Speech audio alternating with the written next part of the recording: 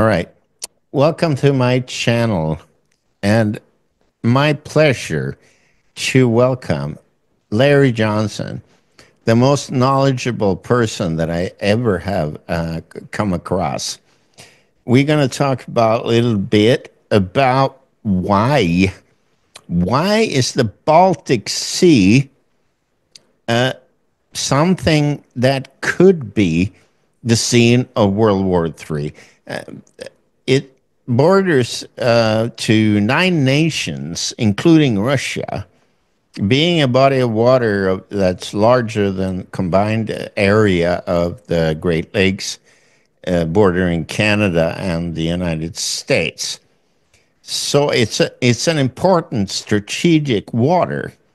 And right now, NATO forces are exercising like crazy in this area. What do you say about that, Larry?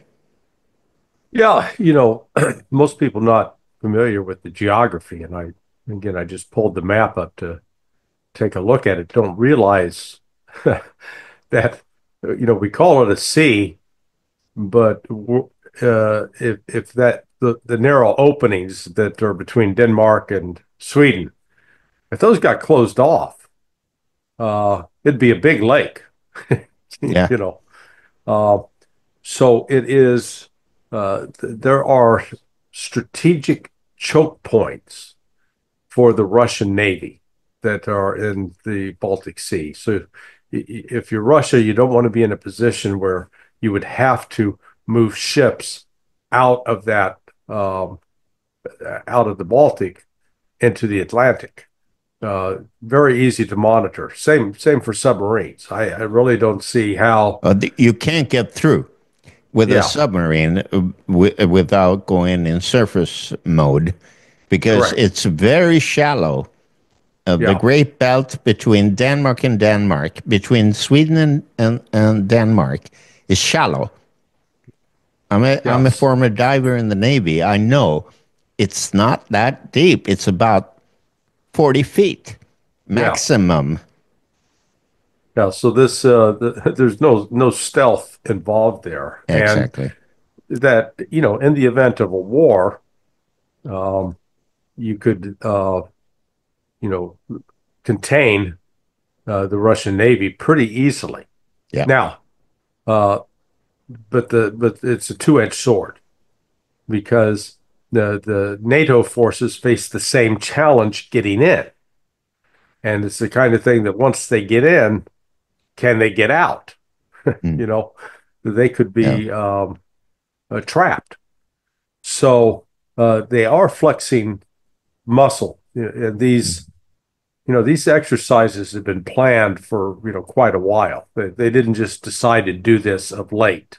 Yeah. Uh, the whole process of conducting a military exercise, whether it's something in the air or on the land, in the sea, it requires a planning process. It usually starts, a minimum of 12 months, and usually it's more like 18 months out. Yeah. So you go back and put yourself in the mind. What were the NATO planners thinking 18 months ago? That's what they're doing now. Oh, But in doing this, they're trying to both test their military capabilities, their ability to uh, command and control, their ability to respond, and uh, inevitably, like any good Hollywood movie, you got to have a villain. And in this case, Russia's always the villain. yeah. So they're exercising to attack Russia. Now they always Mm. claim, oh, these are defensive exercises, and that's just nonsense. Yeah. Well, So in the 80s, I mean, it's uh, rather interesting that the Baltic Sea borders 9 nations. I think I said that. right, And it's like a large Lake Michigan, but there's no way in or out without being detected for naval forces because we have the Strait of Öresund between Sweden and Denmark and so forth. The other thing is that during the Cold War, when I did my naval training, we encountered Russian naval forces all the time Hmm. because they're so close. They have Kaliningrad, which is wedged between Lithuania and Poland. It's a big harbor, and it's an enclave. It's its own territory, but it belongs to Russia. And Right, then you right, have the Bay of Finland, which is rather large, and St. Petersburg. St. Petersburg is about 10 million people, and it's got the head office of Gazprom, which is Europe's tallest building, which is the oligarchs of Russia, and a big port. But they are dependent on getting through the other nine nations to be able to ship goods back and right, forth. Yeah, right. Yeah, well, um, that's one of the reasons Russia has been moving to develop this north-south transportation corridor with yeah, Iran. Now, granted, you're not going to sell any ship uh, south in the Caspian Sea to the Arabian Sea. That's not going to happen. no, But if you're talking about moving cargo, moving goods, you can, you offload them down in the Arabian Sea. You put them on railroad cars. You take those north to the Caspian Sea and then put them on cargo, container ships that they can sell up into Russia. Or alternatively, they may be even looking to construct a north-south railroad line through Azerbaijan. But anyway, it's another alternative. However, yeah, the from the standpoint of the Russian Navy, you're right. This is a big body of water compared to, say, the Great Lakes, but it's still, it doesn't have ease of access getting in, getting out. exactly. And it's not that deep either. I mean, the average depth is about 100 feet of the Baltics. It's got a maximum depth of about 400 meters in some areas, but it's quite shallow. And it's also, I sailed a lot in those waters in the Baltic since I'm from here. It could get pretty nasty. Mm-hmm. It is windy, and the weather is unpredictable, very much so, like the North Atlantic. But the North Atlantic, which I've sailed also in, is softer. When you get into a storm in the Baltic Sea, you get really nasty weather, real nasty waves, and so forth. And thereby, the shipping knows about this and are prepared. I mean, we have cruise ships that go on holiday cruises all over from Sweden to Finland, party boats, basically. But sometimes they sink because the weather is so nasty. Yeah. Look at the Estonia, which was blown up. That's another story. It wasn't sunk by the weather; it was sunk by a sabotage. But nobody wants to admit that, and they're trying to cover it up as much as they can. As precisely what has been done with the explosions of the Nord Stream gas line. Mm-hmm. That was a sabotage. Everybody knows it. Yeah. Yeah. Yeah. And that was a U.S. operation, even though they try to Together blame it with on. Norway, evidently. Yeah. Yeah. Uh, Norway Even has though. the real capacity of those operations of their experience of the North Sea oil fields. They have real good. And I know you've been in contact with Glenn Deason. Yes. I also have contact with him. He's from Norway. He can explain this for all of us. He knows it. And I hope to have a program with Glenn coming up shortly He's been with you and Judge Yeah, Napolitano and McGregor and all these heavy. and the Duran boys. Yeah, he's a busy professor. Yeah, yeah. And the funny thing is, when I spoke to him the last time, we speak English together. We could speak Swedish easily, but I would misunderstand him a little bit because he speaks Norwegian. Oh, So okay. we agreed to speak English to, you can hear I'm not proficient in English in any way, but I do understand it all. It's just like I understand Russian, but I couldn't speak a word back to a Russian person. Sweden and Norwegian is like Spanish and English, I guess, or Or related. Spanish and Italian. Yeah, yeah, that would be a good comparison. Yeah, Yeah, English is sort of it doesn't play fair. yeah, Within in Spanish, you've got let's see, 27 letters in their alphabet, and each letter only has one sound. yeah, So yeah, I mean, it plays fair.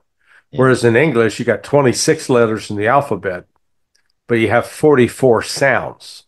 exactly. So when Y- when y- people are learning to speak English, it doesn't always uh, play fair. no, Same thing with Russia is a little similar to that in that you know when they write out a Russian word like Pokrovsk, well, it's spelled Prokovsk. Well, that would be Prokovsk. yeah, If you're going to pronounce it phonetically in terms of how the letter's written. But I've discovered that in Russia, when you see that O, it ends up having an A sound, which I yeah. always say, then why not write it with an A? I have a Russian friend uh, from Perm. Perm is a Siberian city, oh, whatever. And all Europeans say Perm. And she says it's called Perm. Yeah, And it's yeah, spelled Pierre. Perm. So I'm going, why is it called Perm? Well, Maybe that's how we say it. maybe that's where the word permafrost came from. Yeah, yeah. Permafrost. Yeah. But it's all interesting shit. Yeah. Yeah. All right. Back to the Baltic Sea. Okay. Navy forces from Sweden, NATO, basically, though. Everybody is a member of NATO right now. They're running around like scald rabbits with one exercise of the other. And they're doing it together with the Air Force, with all kinds of things. They're flying around the Baltic Sea. They're cruising around the Baltic Sea like if we already was at war with Russia. We're not. We're They're trying to, supplying. though. We're trying to. We're supplying weapons. Sweden spent recently 16 billion Swedish kroners. That's about $1.6 billion dollars in a support package to Zelensky. Zelensky, in his turn, went around and bought a big portion of a platinum mine in South Africa for a couple of $100 million. Hmm. Don't The Swedes are totally stupid. Our healthcare is crumbling. It's bad. Our so-called welfare system in this country that we're famous for is crumbling. And still, Sweden's government send money to war that we Yeah. don't have anything to do with. What's your comment? Yeah. Well, um, this drift to war um, is reminiscent to me of the lead up to World War One. Yeah. Because when you go back and look at it, there was no there was no reason for countries to go to attack one another. It's not like um, one nation was threatening to take the territory and line all the people up and kill them or steal the resources. Um, it was, when Austria-Hungary did crack down on Serbia in the wake of the assassination of the Archduke. Yeah. Everybody else, though, that lined up said, "Well, that's our buddy." So it really turned out to be more like a bar fight. Well, that's what I see happening now. They have the West has constructed this narrative of Russia as an aggressor, Russia as an aspiring imperial power, Mm. and accordingly, we have to quote do everything in our power to stop Russia. Instead of acknowledging that, over the last 30 years, the West has been the aggressor. These military exercises you're talking about, Yeah.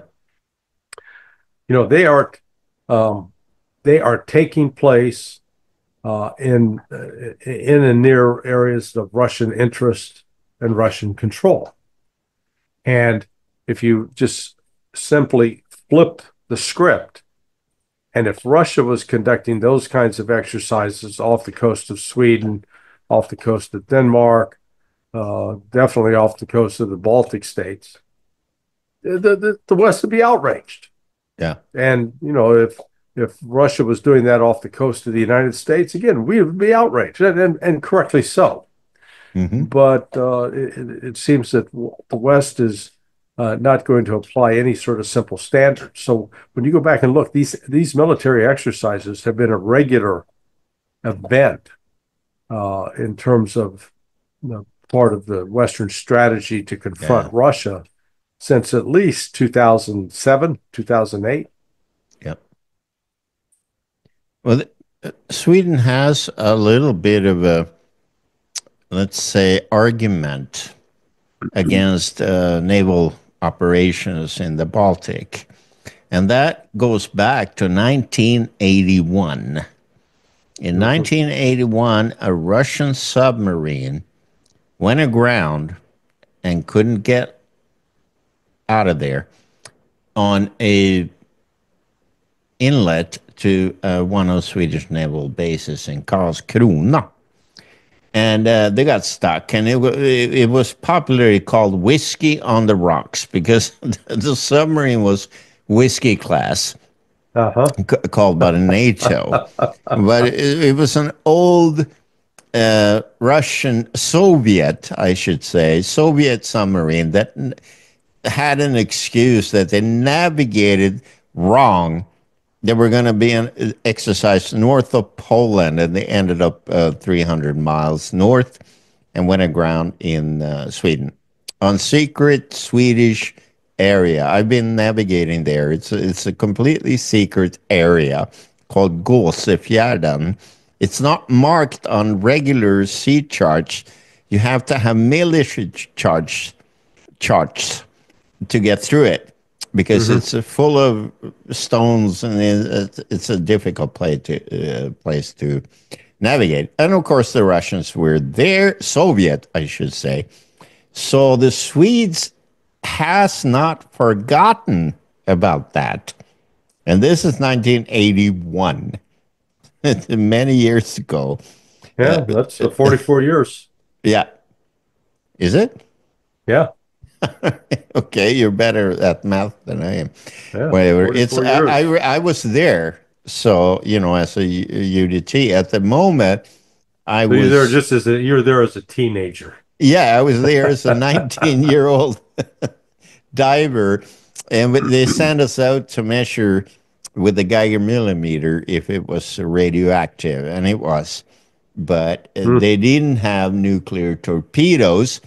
The reason that we got a reading for radioactivity was that the U-boat in case was from Kaliningrad. And in Hmm. Kaliningrad, they had a lot of plutonium and other things on the docks. So it was, what do you call it? It's smittad. It was, yeah, it had some radioactive readings, but the torpedoes were not. So, and this was an old design, the Whiskey Yeah, class yeah, U-boat. yeah, Yeah, yeah. They had about 2,500 of them, the Soviet Union. yeah. In that interim period from the collapse of the Soviet Union until, let's say, 2008, Yeah, uh, Russia was not being aggressive and trying to, um, it was not didn't present a military threat to NATO no, by not at all. any measure, Yeah, and yet NATO continued to treat Russia as if it were, the Soviet Union in the height of the Cold War. yeah, This entire trajectory that we're where we find ourselves today mm, uh, could have been avoided, should have been avoided, but yeah. instead, I think the West, uh, it's a sort of a perverse version of Robert Palmer's song "Addicted to Love." They're addicted to war. Yeah. You know, the, Yeah, the I listen to people like Mark Rutte and other ones. He's the chief of NATO right now, and Kabuli, yeah, the four-star. He's an idiot. yeah. I was shocked. You know, let's call his testimony was at best schizophrenic, uh, because in some elements, he clearly laid out that he tried to suggest that Russia's been degraded by the war, and yet he everything he cited from uh, he tried to say, oh yeah, Russia's lost an incredible amount of people, but they're recruiting folks at 30,000 a month, and their army has grown to 1.5 million.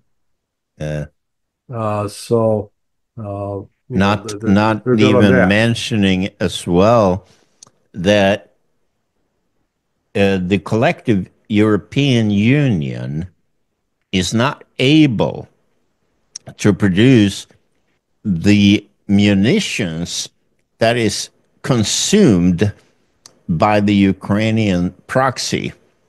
Yeah. The Russians, they're producing double what they need. Well, in fact, Cavoli said with respect to artillery Uh, that Russia is producing 3 times the amount that the United States and Europe combined Combined, yeah. can Mm, produce. yeah, So, on that front, he touted up the Russian success. He tried to talk about their losses of tanks, vehicles, artillery, right. and yet had to admit that, well, yeah, Russia's replacing them as soon as they lose them. Uh, he said, yeah, they built 1,500 tanks last year, and the United States only built 50. Yeah. And really, with the United States isn't building 50 brand new tanks from scratch. They're taking, Yeah. it'd be like taking an old Volvo, Yeah. and trying to put new paint on it, Yeah. put a new engine in it, new tires. Say, oh, this is our new Volvo. Yeah, it was still built in 1979. Okay, so it ain't all that new. Yeah. My Volvo is built in 1984, but it's a good car. All Yeah, I had a Volvo. We had a Volvo years. Oh my goodness, right. 40 years ago. It was a good car. Yeah. Mine is an S80 model built in 20 years ago. Uh, and it's a tank and it passes the MOT, Hmm. the qualifications of everything. It's got 180 horsepower. It does about 200 miles an hour if I want to. So I love it. It's a good Yeah, tank.